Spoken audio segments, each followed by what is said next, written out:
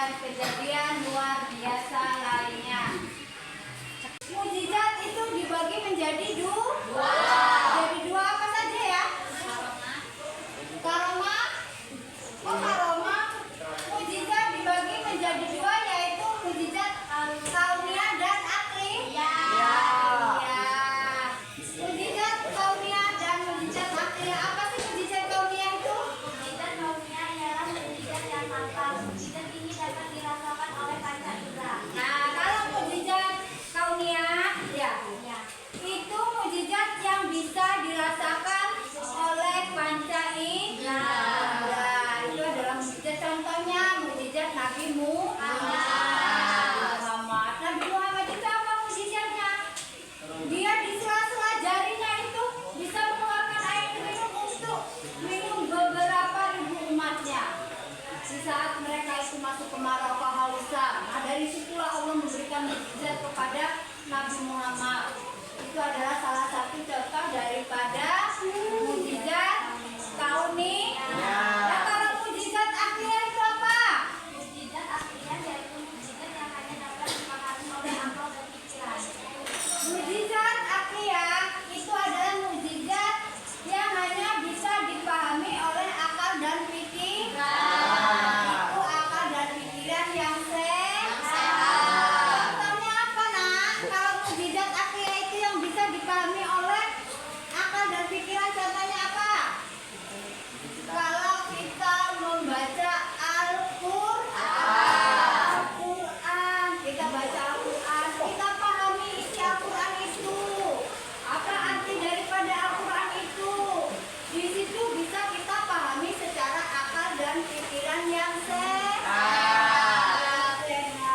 Itu tadi contoh daripada akliyah. Kalau yang kauniyah tadi itu bisa dirasakan melalui panca indera. Ya, kalau akliyah bisa dipahami oleh akal dan pikiran yang sehat. Ya. Nah, dari situ di situ ada beberapa mukjizat juga selain mukjizat. Ya, itu kejadian luar biasa lainnya selain daripada mukjizat. Ada 3, Nak. Apa itu? Yang kedua irhas. Yang ketiga manah.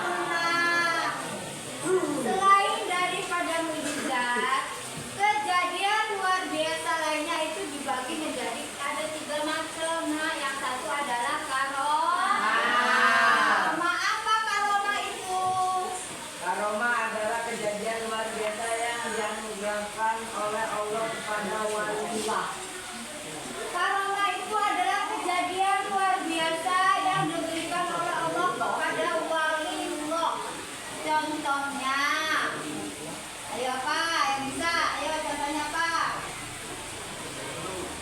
Contohnya apa? Kejadian luar biasa lain yang diberikan oleh Allah kepada waliullah. Contohnya, kejadian luar biasa yang diberikan kepada 9 wali oleh Allah. Apa 9 wali? Wali Songo. Itu termasuk kejadian luar biasa lainnya. Itu yang diberikan oleh Allah kepada wali Songo. Contohnya itu 9 wali atau wali Songo. Kita kan maksudnya nyebutnya wali Songo ya. Nggak ada kadang-kadang nyebut 9 wali, enggak. Kita enaknya nyebutnya wali Songo. Songo itu 9. Berapa Songo? 9. Nah, itu adalah yang dikatakan dengan karomah. Sekarang irhas. Apa kejadian luar biasa? Selain karomah ada irhas. Apa irhas? Kejadian luar biasa. Ayo. Inilah kejadian luar biasa yang terjadi pada calon rasul. Nah, irhas itu kejadian luar biasa yang diberikan oleh Allah kepada calon rasul.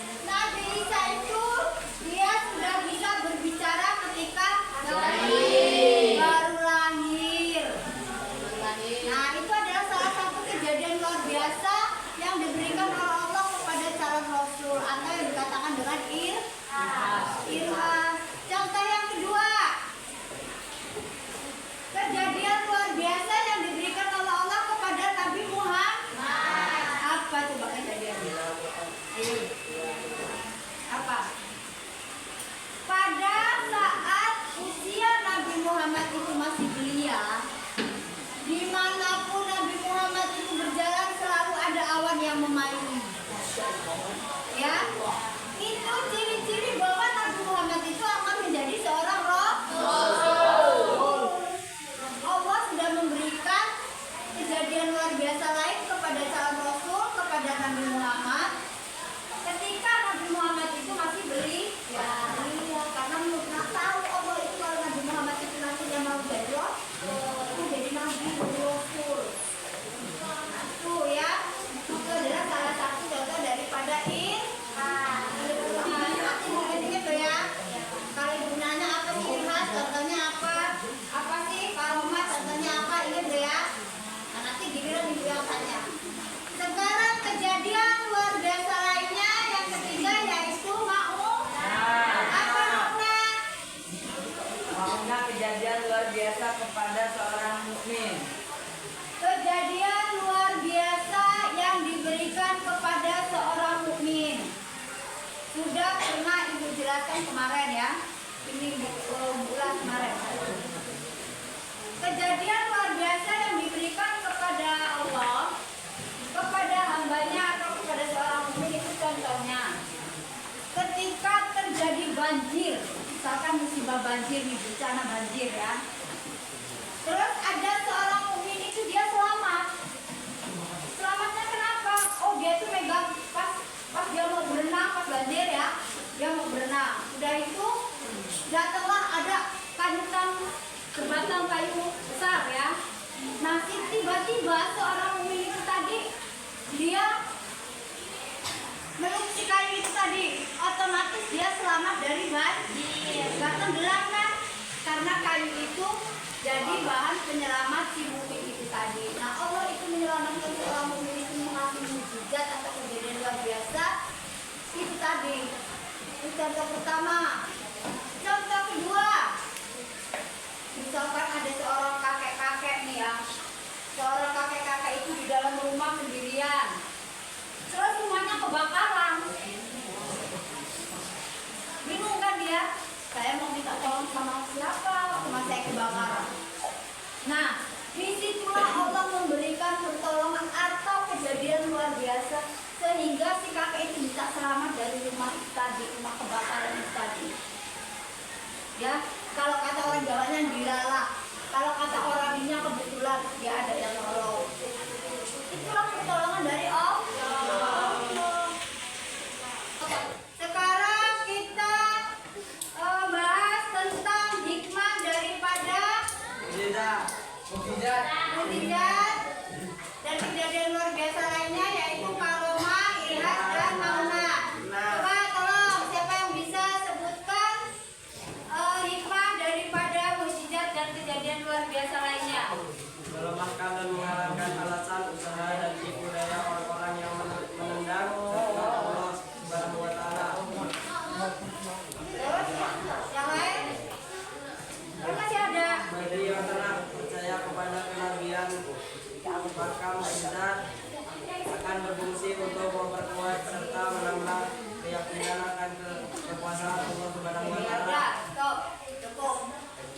Hikmah daripada mukjizat itu adalah dapat menambah keyakinan kepada Allah bahwa mukjizat itu ada. Kalau kita seorang muslim, seorang mukmin, kita menjadi baik, suatu saat kita itu pasti mengalami yang namanya musibah. Musibah itu gak kita mau, musibah itu datangnya dari Allah ya. Nah, nanti disitulah Allah juga akan memberi pertolongan. Maka di situ ada hikmahnya kalau kita mempelajari tentang mukjizat dan kejadian luar biasa lainnya ya. Jangan kita terus saya nggak yakin kalau saya ini mau kena musibah. Saya nggak yakin kalau saya ini seperti ini begini-begini, nggak boleh seperti itu ya. Kita percaya adanya Allah, kita percaya adanya mukjizat dan kejadian luar biasa lainnya yang diberikan oleh Allah kepada waliullah, yaitu wali songo ya. Terus yang diberikan kepada calon rasul ya, itu juga contohnya ada. Terus yang diberikan kepada hambanya seorang mukmin. Kamu termasuk hamba Allah yang mukmin nggak?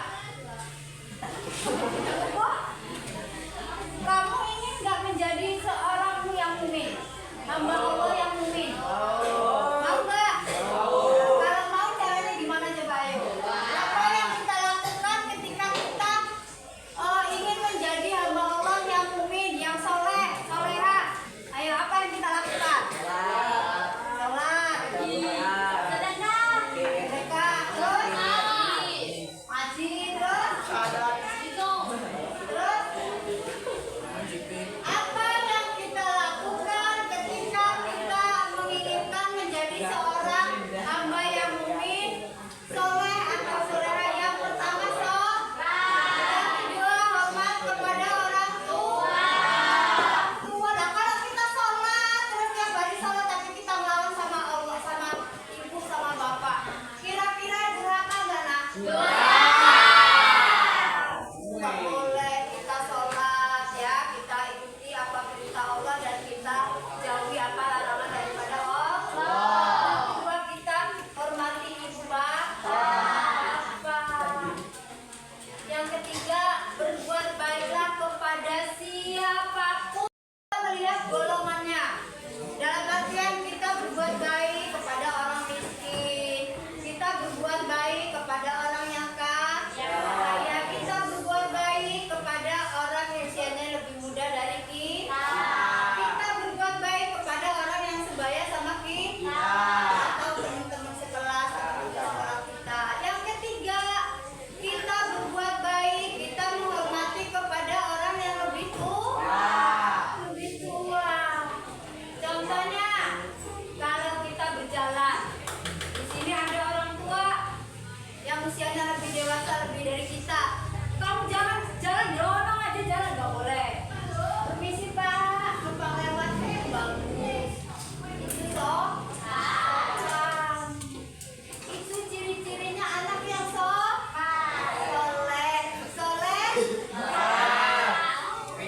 Begitu juga yang perempuan. Pakaiannya sopan, tutur katanya sopan, perilakunya sopan, itu yang dikatakan dengan anak yang soleh. Sampai sini paham? Nanti ibu tanya ya. Ibu tanya ya. Sekarang ibu tanya apa? Coba tolong berikan contoh daripada kejadian luar biasa karomah. Ayo, siapa yang bisa jawab? Karomah itu tadi yang diberikan oleh Allah kepada waliullah. Apa? Ayo, contohnya. Apa contohnya? Ketika seorang wali itu lewat, ya, di situ dicegat oleh perampok. Ada nggak ceritanya itu? Dicegat oleh perampok. Maka si wali itu berkata dengan perampok, "Wahai perampok, kalau kamu mau merampok saya nggak punya apa-apa. Silakan kamu ambil buah." Kalau kolang kaling atau orang Jawa, kalau itu apa namanya? Ambil itu buah kolang kaling itu emas semua. Setelah dideketin sama sang perampok, benar buah itu jadi emas semua. Dari situlah perampok itu bertaubat. Dia menjadi orang yang baik. Setelah dia itu tahu itu si buah itu ditunjukkan oleh sang wali tadi. Kalau kamu mau merampok, jangan merampok saya. Silakan ambil buah itu emas semua. Ternyata setelah dia ambil, benar buah itu menjadi emas semua. Dari situlah perampok itu nggak mau ambil itu, dia menjadi taubat. Salah satu contohnya. Sekarang contoh yang kedua, ayo Ilhas.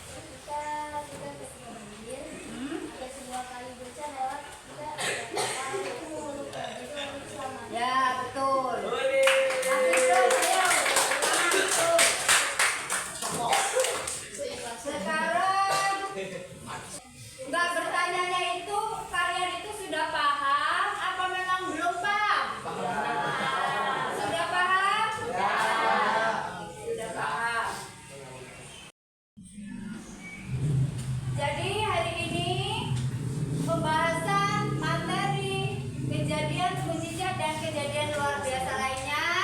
Kesimpulannya itu tadi apa, Nak? Kesimpulannya yang pertama, kita yakin kepada Allah bahwa adanya mukjizat dan kejadian luar biasa lainnya. Di mana di situ ada musibah, di situ pasti ada penolong. Di mana di situ ada musibah, di situ ada jalan keluar. Yang penting kita tawakal, kita yakin bahwa ada Allah di sisi kita, ya. Itu kesimpulan daripada mukjizat dan kejadian luar biasa.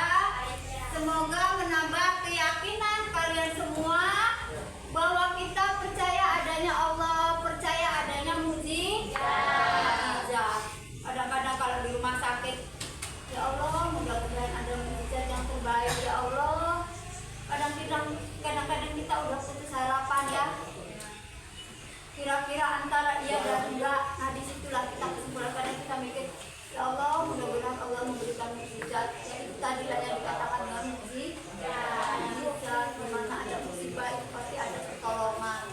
Ya, itu namanya musibah, itu namanya mukjizat dan kejadian luar biasa lainnya. Ya, sampai sini jelas semua kan? Jelas. Ada yang mau ditanyakan lagi? Silakan.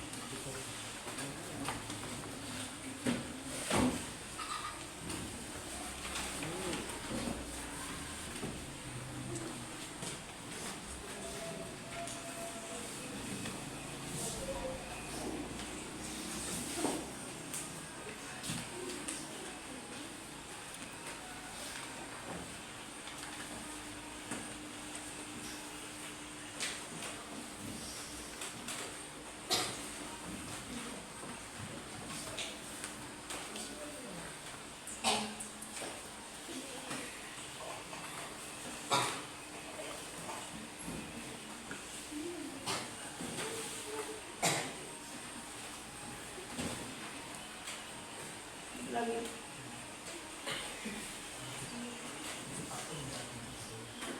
Udah, silakan dibaca soalnya baik-baik, dikerjakan. Soalnya pertanyaannya itu tadi enggak menyimpang dari apa yang Ibu jelaskan dan apa yang kalian pertanyakan. Oke? Oke. Siap dikerjakan? Siap. Silakan dikerjakan. Udah? Untuk pelajaran akidah hari ini kita sudah selesai, sudah refleksi, ya. Alhamdulillahirobbilalamin, berjalan lancar. Dan Ibu tutup, Ibu akhiri, wabillahi taufiq wal hidayah. Wassalamualaikum warahmatullahi wabarakatuh. Waalaikumsalam warahmatullahi wabarakatuh. Sama.